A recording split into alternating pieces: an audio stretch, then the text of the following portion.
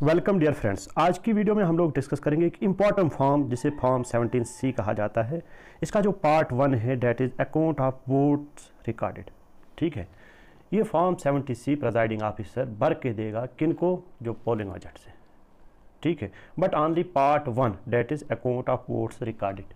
ठीक है, पहली चीज़ इसमें क्या है, election to the House of People का इलेक्शन है, legislative assembly of the state है या यूनियन टेरिटरी है, वो आपने यहाँ पे लिखना है।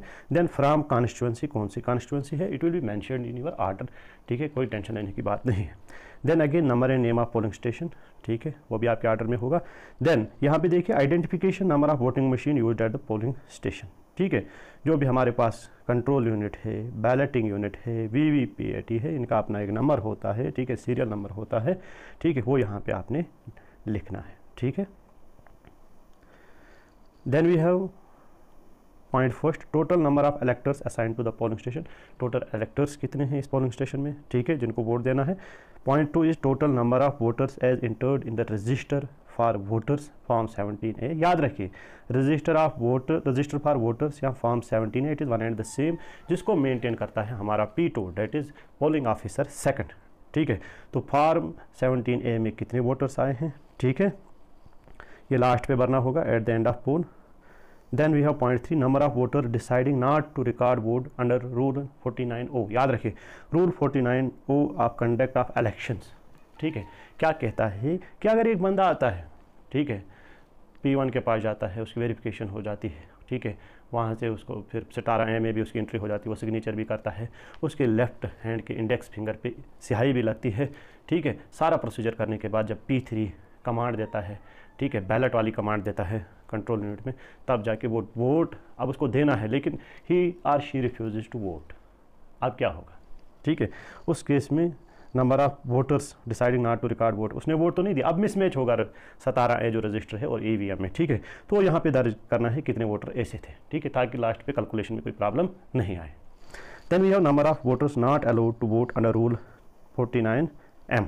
ठीक है, अब 49M क्या है, अगर कोई बंदा जो है वो सेक्रेसी ऑफ वोटिंग जो प्रोसीजर है उसको वायलेट करता है, तो then he or she can not be allowed to vote. ठीक है, वोटिंग जो है ये एक प्रॉपर तरीके से होनी चाहिए, सेक्रेसी मेंटेन रहनी चाहिए। अगर नहीं, वो कहता है ना मैं किसी और को साथ में ले जाऊंगा, मैं उसको दिखा के वोट डालूंगा, तो इट इज़ स्ट्रिक्टली प्रोहिबिटेड। तो आप उसको presiding officer is authorised to debar him or her from voting. ठीक है, तो then we have point 5, test vote regarded under rule 49MA section sub section D required to be deducted. अब ये क्या है 49MA, एक जो वोटर है वो वोट देने जाता है, वोट दिया उसने, ठीक है, EVM से वोट दिया, फिर आता है, फिर बोलता है प्रिजाइडिंग ऑफिसर से कि मैंने जिस कैंडिडेट को वोट दिया था वहाँ पे पर्ची किसी और कैंडिडेट की निकलती है।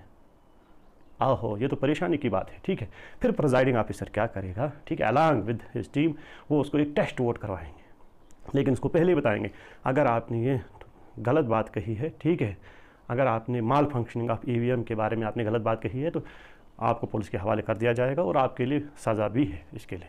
ठीक है, तो उस केस में क्या होगा, ठीक है, अगर टेस्ट वोट उसने दिया तो वहाँ उसकी बात गलत साबित हुई तो he or she will be handed over to the police. ठीक है, तो वो जो वोट उसने डाला that will be called as test vote. ठीक है, regarding the malfunctioning of EVM, इसने कहा कि EVM नहीं चलती है, एक तो उसने अपना वोट डाला, फिर उसने कहा EVM तो मैं जब कोई वोट डालता हूँ तो वहाँ पे जो पर्ची है VVPAT में जो हमारे पास voter verifiable paper on trial है, 7 सेकंड के लिए विंडो से दिखाता है कि आपने किसको वोट दिया, वो पर्ची दिखाता है। ठीक है, इसका मतलब उसने झूठ कहा था, then he or she will be handed over to police. लेकिन अगर ऐसा नहीं है, अगर उसकी बात सच साबित होती है तो तुरंत प्रिजाइडिंग ऑफिसर जो है वो ARO या RO से कांटेक्ट करेगा, ठीक है, and he will stop the polling. ठीक है, उसके बाद यहाँ पे लिखता है 5A में total number of test votes to be deducted. ठीक है, कितने टेस्ट वोट डाले, सीरियल नंबर ऑफ इलेक्टर, फिर वहाँ पे फॉर्म 17A में जो रजिस्टर फॉर वोटर्स है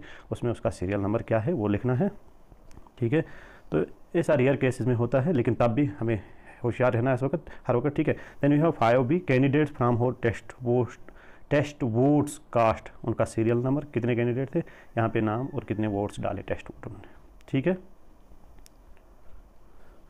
then we have point 6 total number of votes recorded as per voting machine. अब वोटिंग मशीन जब हमने एक वोट पोल क्लोज किया उस वक्त जो ईवीएम है उस पर कितने वोट्स थे टोटल, ठीक है।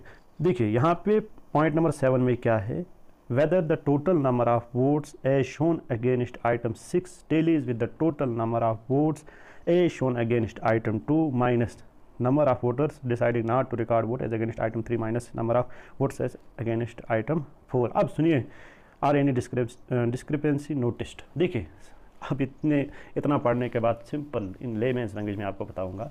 रजिस्टर ऑफ वोटर्स जो है 17A, अगर किसी आदमी ने डिसाइड किया कि मैं वोट नहीं डालूंगा अंडर रूल 52 या किसी को अलो नहीं किया जाता, हालांकि उनकी एंट्री हुई है फॉर्म 17A में, लेकिन सेक्रेसी ऑफ वोटिंग को मेंटेन नहीं रखता है अंडर रूल 49M, तो वो तो 17A पे 2 वोट एक्स्ट्रा चढ़े, ठीक है। ईवीएम में मान लीजिए 50 है, तो यहाँ पे क्या होगा, ईवीएम में अगर 50 होंगे, ठीक है, तो 17A में कितने होंगे फिर 52, ठीक है। इसमें से माइनस हमने करना है एक, हमारे पास जो है रिफ्यूज़ टू वोट वाला, ठीक है। अब आया हमारे पास 51, ठीक है। फिर माइनस एक करना है कौन सा वाला, who was not allowed to vote, तो कितना बना 50।